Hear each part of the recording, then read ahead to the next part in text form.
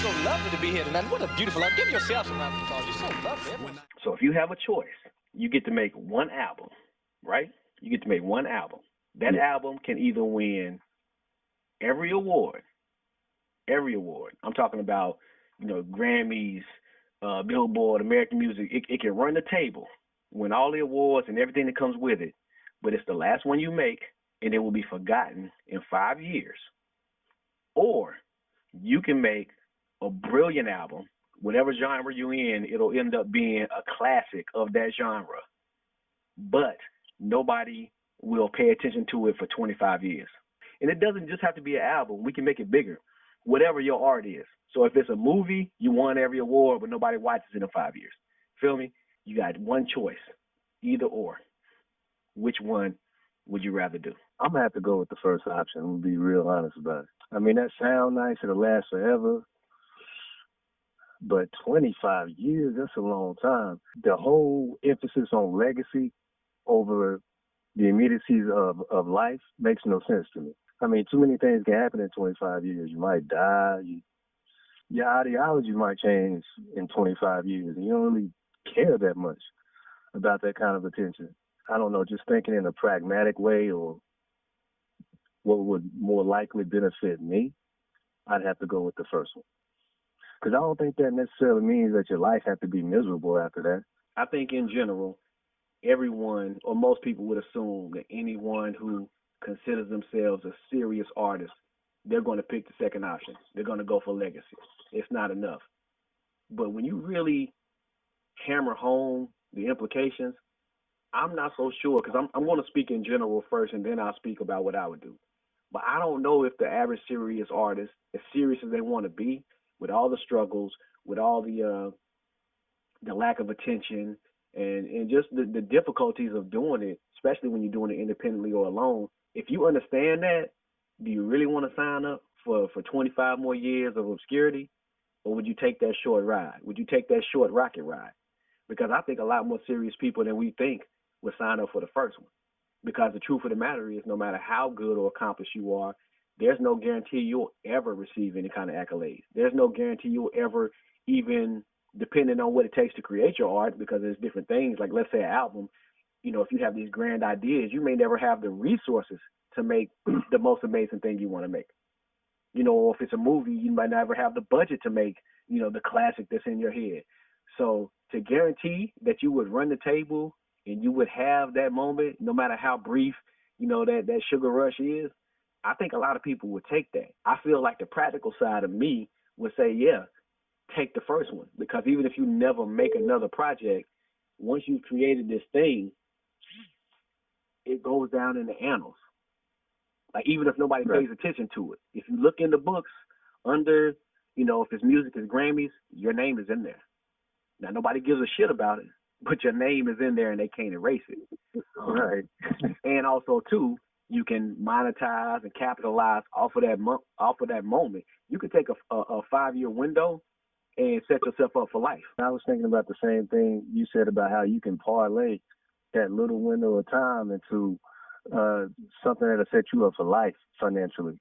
Different projects, something outside of what you became known for. I mean, because if we're talking ideal, I mean, that 25-year thing might be the way to go if it's ideal. There's a way that could be the definite option. If you start talking about your health is still well, you're living pretty much well, good, maybe have a family. It's a lot of things that could really be fulfilling within that 25-year gap, wait period. You can't discount, no matter how it works out, you can't discount quality of life, because there's already if you're a person that wasn't born with a silver spoon in your mouth, you've already had a lot of difficulties.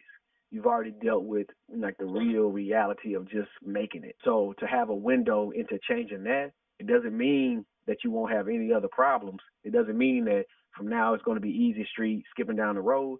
But it does mean that potentially you could take one burden off your plate, possibly forever, maybe not, but possibly.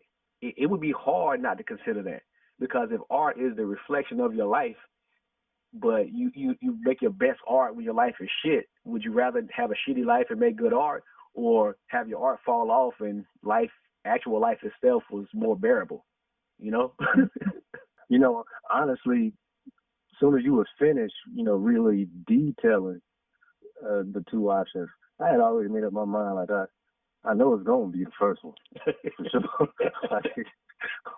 like I'm still dance around a little bit, think about it in my head, but like we already know. Again, I think the practical me, maybe even the wiser me, would say the first option.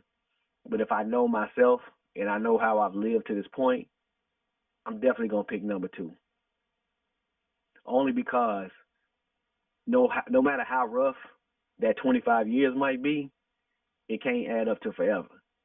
And if the representation of me is going to be what I created, and I have an opportunity to make something that's going to be, forever, heralded and held up there with the greats, I would take that. But I can say that because I have struggled, I have suffered, so I can make that kind of value judgment, saying like, you know what, it might be a bad 25 years, but I'll take that for this. There seems to be embedded in what it means to be an artist to suffer. Yes. And it seemed like you that's a part of why you're picking number two or thinking in that way. Like that has to be a part of it. And I think that's more just observation of what actually happens than I think it needs to be that way. Right, like practically speaking, artists tend to suffer, but it's not a causal effect. Like you have to suffer, then you go be a good artist. Right, that's a good point. But I do think you're right. That idea is what I think would draw a lot of people to number two, because you feel like that's what you sign up for. Like I'm an artist, so the suffering, that's what they hand you at the at the sign-in desk.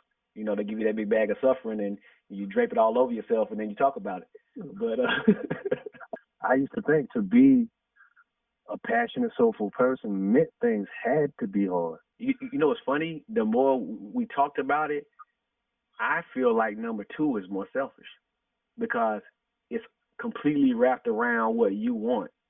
Again, like what if you're married?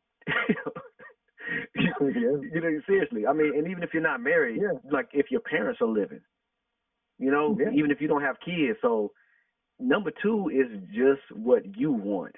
It's what you value, and it's what you're willing to sacrifice to get what you want. And that has value, and it does matter.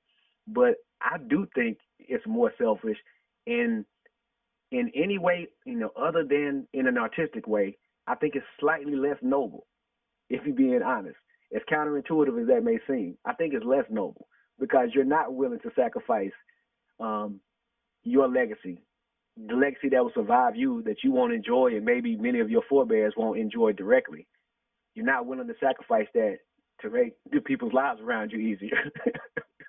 I wouldn't go so far. I don't think it's less noble, but I think kind of like what I was saying, and you're kind of echoing now, is it's not as noble as it first could appear. Right. Number one, there's no wrong answer to this. And this is the thing too, not only is there not a wrong answer, I don't think there's an answer that makes you more of a true artist, in my honest opinion. Because I think if you're an artist, and if you have any understanding about the life that you depict artistically, you should understand the value of this life. So if someone took option number one, as an artist who understands the human condition, you should understand why. But then also as an artist who believes in trying to push yourself and push whatever medium you use, push yourself within that medium to the maximum, of course you can also understand being willing to sacrifice everything for a legacy, because as artists we sacrifice so much. See, that was halfway judgmental. Like somebody picked number two, like I'm an artist too. You said it like to be the quintessential artist, number two is the choice right there. That was kind of implied to me. Oh, see, and I didn't mean it that way. Like my version of the quintessential artist might be that, because I do think that would be the consensus. I do. But I don't think that would necessarily be correct. Specifically because if you are a quintessential artist who I think at the core has to understand the human condition, that might lead you to the first one. So I think the generic understanding of the quintessential artist is number two, but I am saying that I don't personally necessarily agree with that, because if being an artist is understanding this world, then that adds a lot more nuance to that decision. But yeah, I mean, I pick number 2 though. I pick number 2, but let's be clear though. I'm picking number 2 because we're talking about it on the podcast. I am not trying to suffer for another 25 years.